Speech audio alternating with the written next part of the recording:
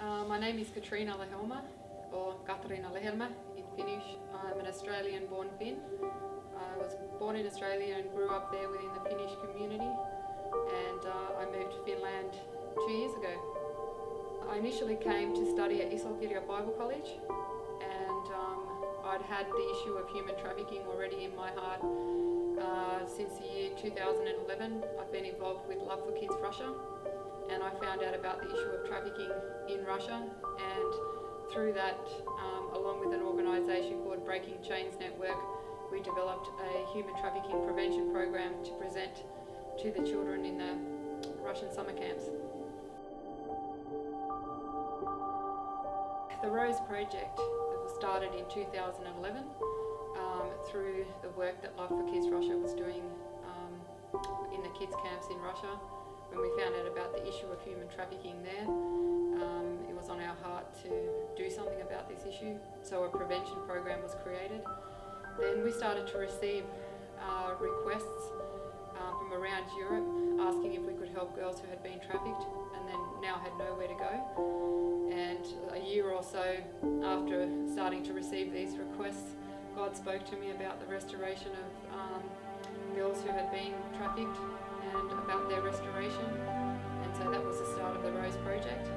And the name Rose, I guess, comes from the vision of the beauty of a rose when it buds and it comes out and it becomes beautiful, and it goes through a journey, I guess, of opening up and becoming beautiful. And we see that if you have a look at the logo of the rose, you'll see that part of it is black, the other part of it's white, and the other part of it's red. And we see women and girls coming out of darkness through the blood of Christ into the light and restored into a beautiful rose.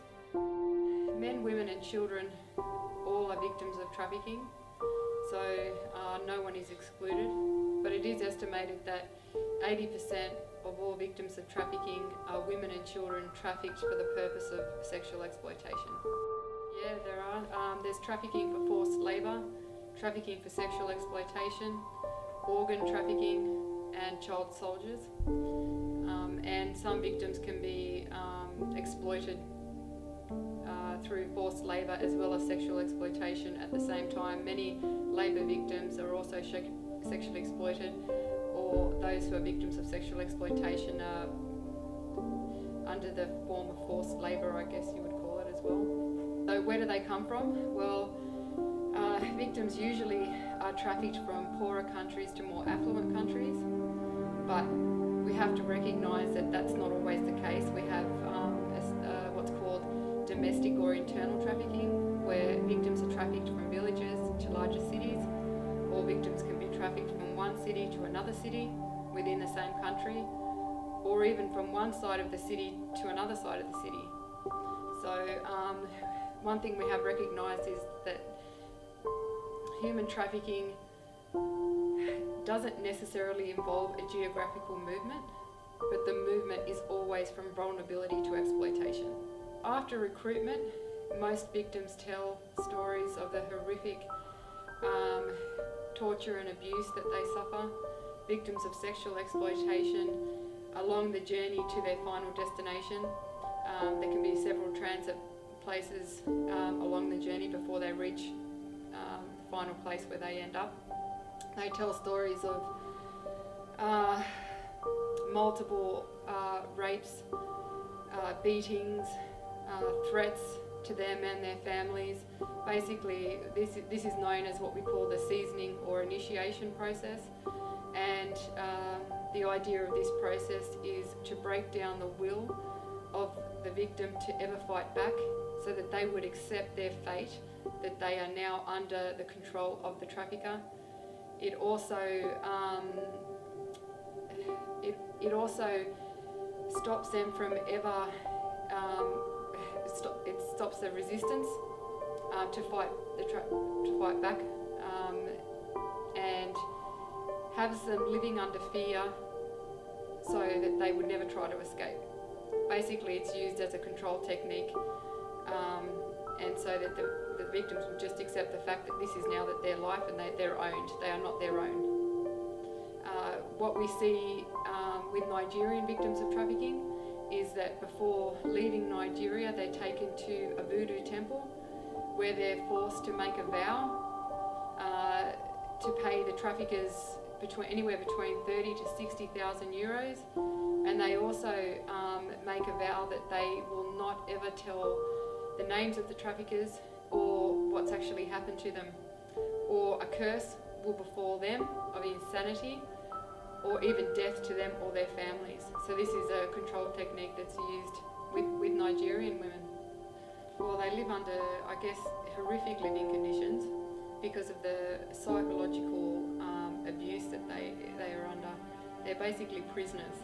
Whether they are held in prison-like conditions physically with locked doors or barred windows isn't necessarily the case, but they're psychological prisoners. They're held under control through debt bondage, fear, threats to them and their families, confiscation of papers such as passports and visas, and shame. So not all victims are necessarily locked up in a room without being able to get out, although some are. But like we see with the Nigerian women, they're under the fear of a curse. So their front doors aren't locked, but they're imprisoned spiritually. My first advice would be is that if you suspect that anyone is a victim of trafficking, go to www.humantrafficking.fi or ihmiskauppa.fi, and you'll find information there about indicators that someone could be a victim of trafficking, and a hotline number that we have here in Finland where you can get advice. But there are some indicators that someone could be a victim of trafficking. Some visible indicators would be, okay, a premises where they work is heavily guarded, with barred windows, with locked doors. The victim normally will not be allowed to go anywhere on their own, so they will always have someone accompanying them, whether they're going to the doctor, the hospital, the clinic. The trafficker might pose as an interpreter, but the victim will never be alone, will always be chaperoned. The person may live at the same place where they work, and that would be an indicator that something's not right. We also see some physical indicators on victims of trafficking, such as malnutrition, poor personal hygiene. They could have sexually transmitted diseases, illnesses that are uncared for, such as diabetes, cancer, or even heart disease. They have post-traumatic stress disorder or signs of other psychological disorders, signs of physical abuse such as rape. So there are some physical indicators that would alert us to the fact that someone is possibly a victim of trafficking. Well, at any age, or any person at any age can be a victim of trafficking, depending on the form of exploitation. But what we see in trafficking for sexual exploitation is that the average age a girl first enters prostitution is between 12 to 14 years of age. And something that's been recognised now is that the age of victims of sexual exploitation is becoming younger and younger as demand grows to sexually abuse children.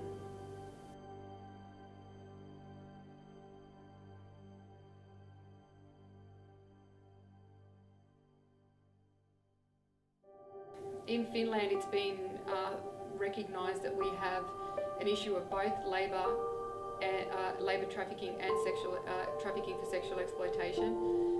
Up to this point, we have thought that we have more labour trafficking happening in Finland because we identify more trafficking victims that have been exploited through labour. It's becoming more apparent that we have a particular issue with identifying trafficking victims in prostitution. So this is an issue that has been brought to the forefront and is something that is being looked at and is being addressed as to why this is the case. Putting numbers or figures on how many victims of trafficking we would have here is very difficult because we have a particular issue with identification. The nature of trafficking is such that it is such a lucrative business because victims at the end of the day are not identified, and that's a global issue. In 2012, our official victim assistance system had 50 victims of trafficking in the system. I've heard one of our experts say that we estimate that we only identified 10% of victims. So that's quite a number of victims who are being unidentified and unassisted. As far as Europe is concerned, the International Labour Organization estimate that we have 880,000 victims of labour exploitation in Europe alone. And if 80% of victims are women and children for the purpose of sexual exploitation, then we can only imagine the amount of victims that we have in total in Europe. Something that I think we need to be aware of and make a note of is not to get focused on numbers, because then we lose the value of a human life. And we need to recognise that one victim is one too many. And understanding the difficulty in obtaining numbers or statistics on how many victims that there actually are.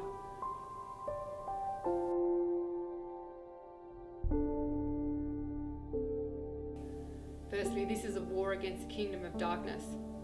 And as we know, our battle is not against flesh and blood, but against the powers and principalities of darkness. Another thing I would recommend is find the organisations that are doing something about this and contact them. Ask them for specific prayer requests. They might need volunteers. They'll need finances. The church should be addressing the issue of demand. Human trafficking is based on the principles of supply and demand. We have many men in our churches that are struggling with sexual addiction, including pornography, and nothing is being done about it. There needs to be more done in this area to help these people. Our churches are full of victims of childhood sexual abuse who are suffering and are in a lot of pain. We know that one of the vulnerability factors of trafficking is that it's estimated between 65 to 90% of victims of childhood sexual abuse. I think it's also important that we start to speak to our youth about the dangers of pornography and the incorrect depiction of sexuality in popular culture. Everybody else is teaching our youth about sex and sexuality, and the church is staying silent. So I think that's really important that we step up in this area. Pornography fuels demand. A lot of men that go and buy sex from prostitutes say that they would never ask their girlfriends or their wives to do the acts that they see in pornography, and so they go and seek out prostitutes to do these acts with. And demand, like I said, human trafficking is based on the principles of supply and demand. So pornography directly fuels demand for sex.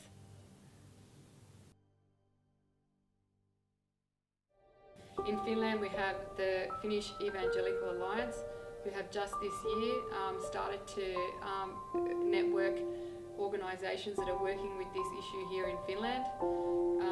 We're connected with the European Freedom Network, who connect organisations, Christian organisations working in this area in Europe.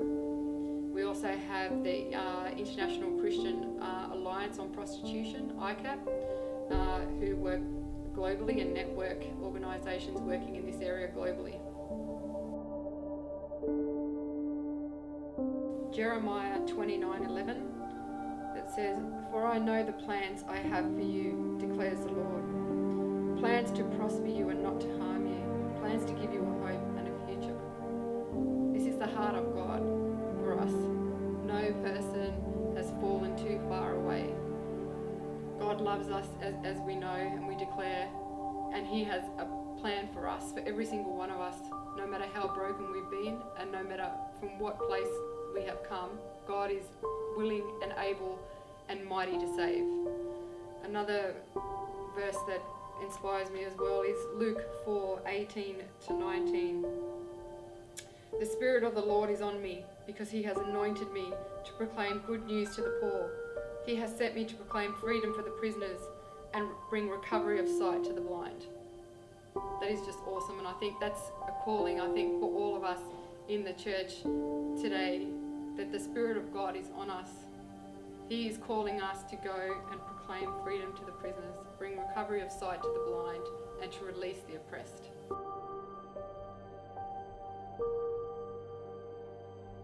For victims and survivors, fight on their behalf so that their cause would be heard in your workplace, in your school, in your municipality, in your spheres of influence.